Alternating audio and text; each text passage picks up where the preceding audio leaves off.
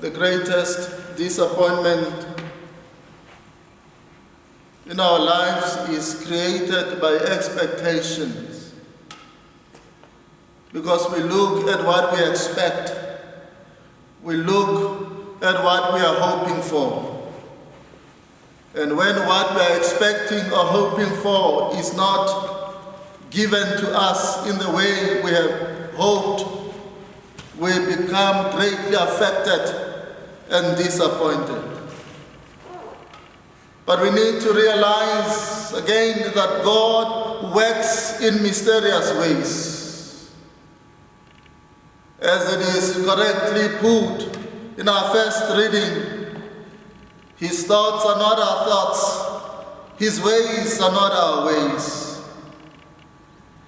In an attempt to understand how God operates, we need to attempt to think as He does, not to think in the way that we expect Him to think, because that is where the problem comes from. When we have expectation, to the point that out of our expectations, we expect God to think in a particular way and to do in a particular way, in a way that is from our thoughts or how we think God should be doing things.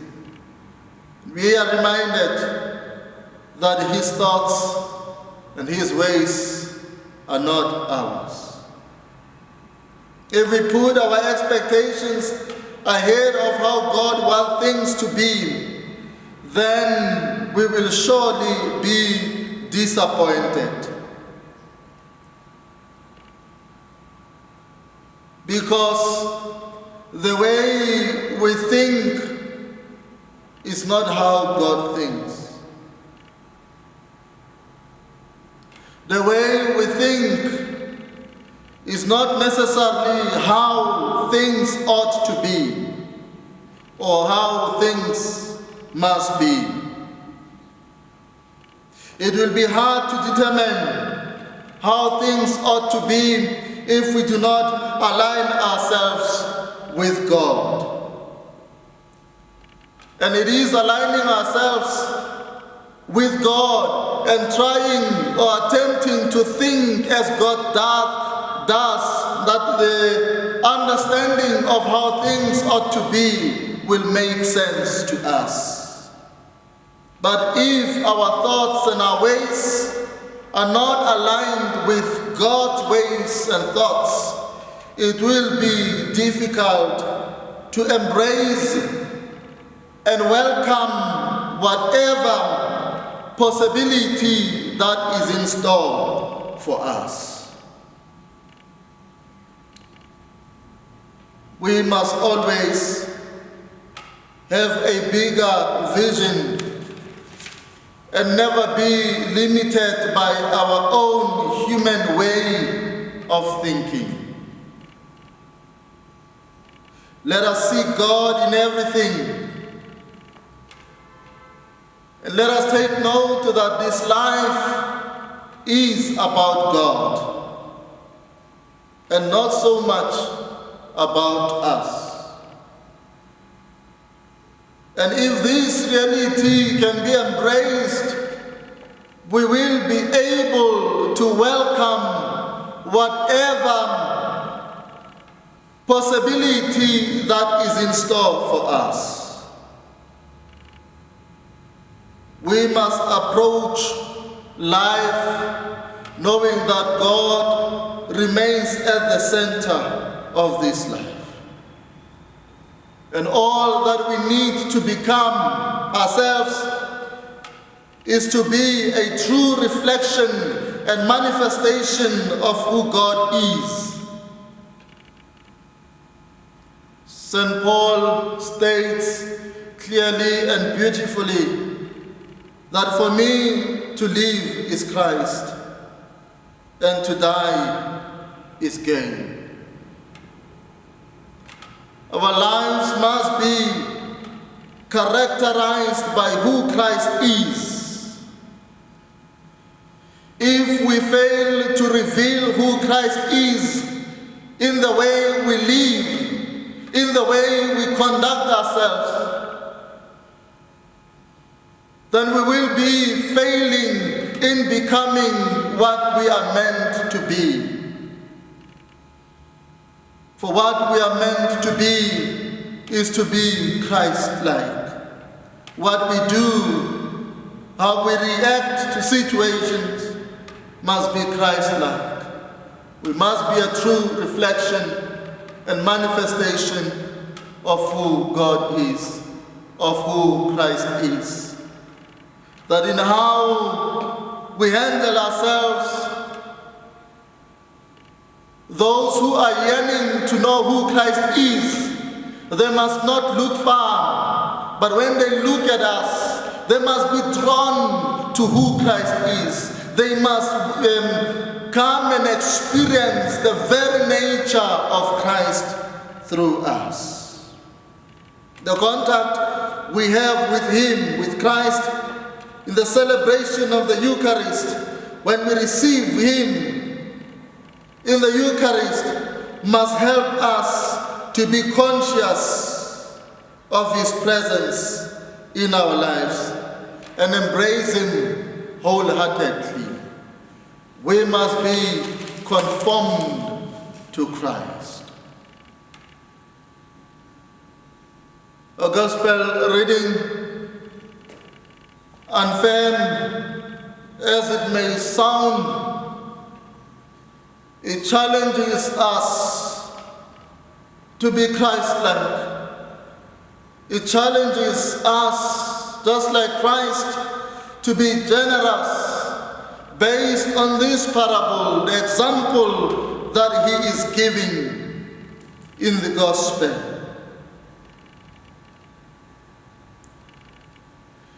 It challenges us to be positively motivated in what we do.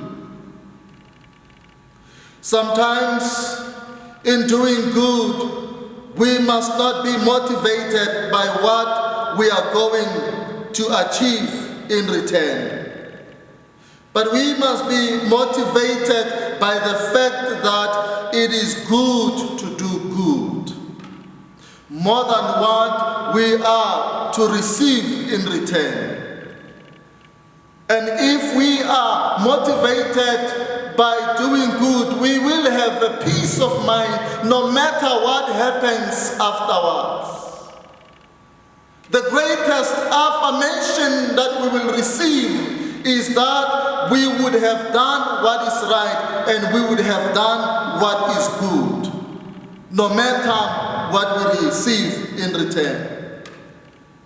But we stand to be disappointed if we are motivated by what we are aiming to receive.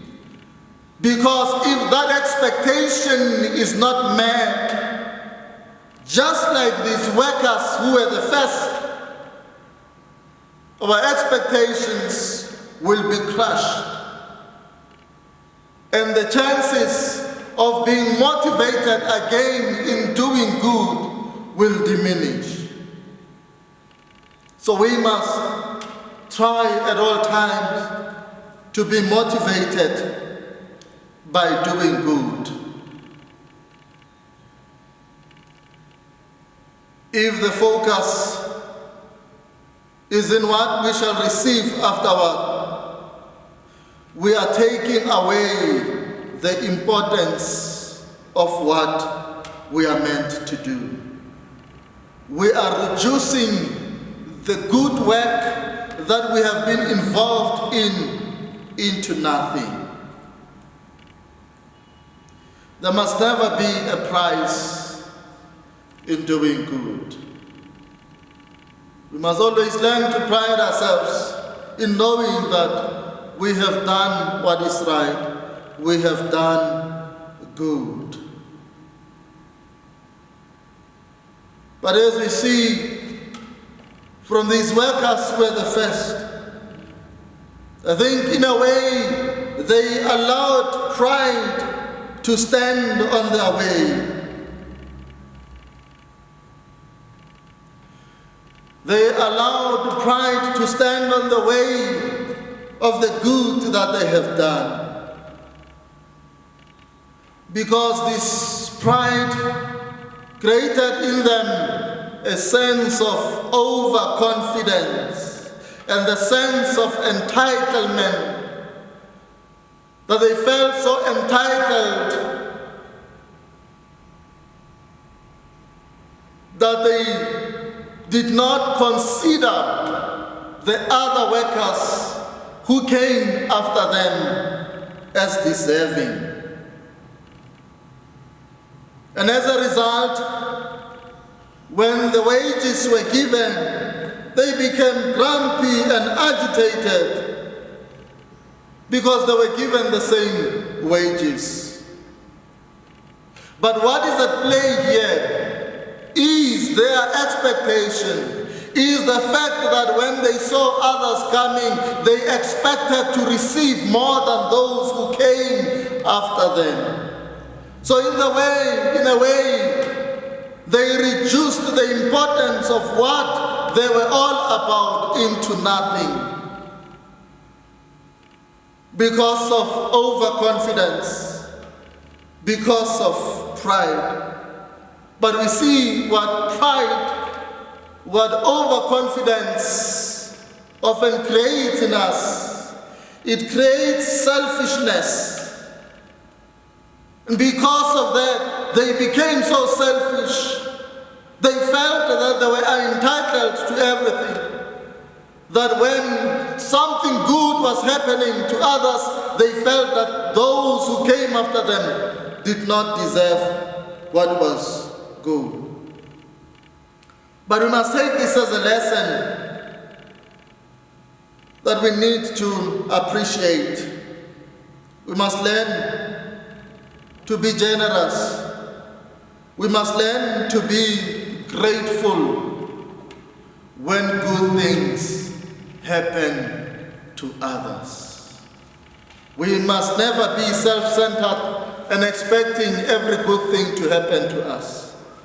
When it happens to others, we must rejoice with them that something good has happened.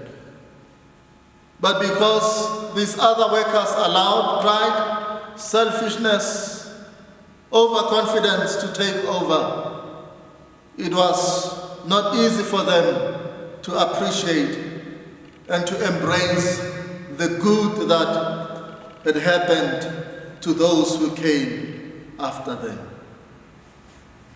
We will live fulfilling lives if we are able to celebrate when good things are happening to others. But let me tell you what happens if we fail to appreciate and embrace the good that is happening to others. If we fail to do so, jealousy will be born. This is how jealousy is born. Failure to see good in others, failure to appreciate the good that happens to others will bring about jealousy.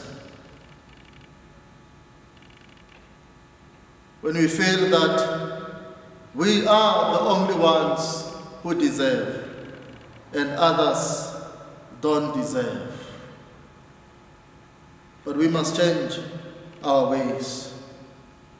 And we change our ways by thinking as God thinks, by doing as God does. And the other thing that we need to avoid in life is comparing.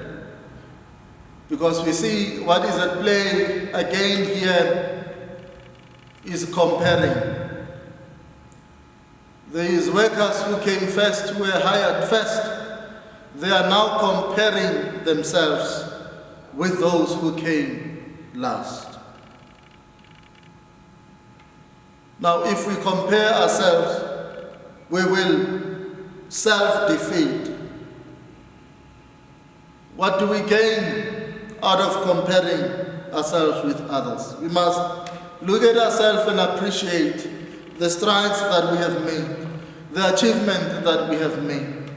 And whatever that we achieve in life is precious, must be viewed as precious, but it must not be compared to something that has been achieved by others.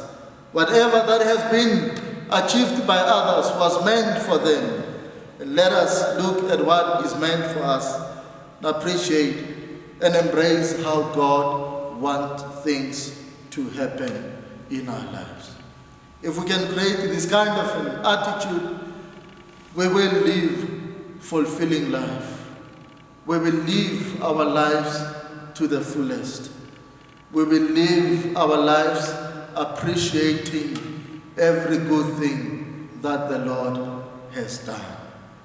Let us remain strong in faith and take lessons from today's readings. And let us allow God to be the ruler of our lives. Let us allow God to guide our thoughts and to guide our ways.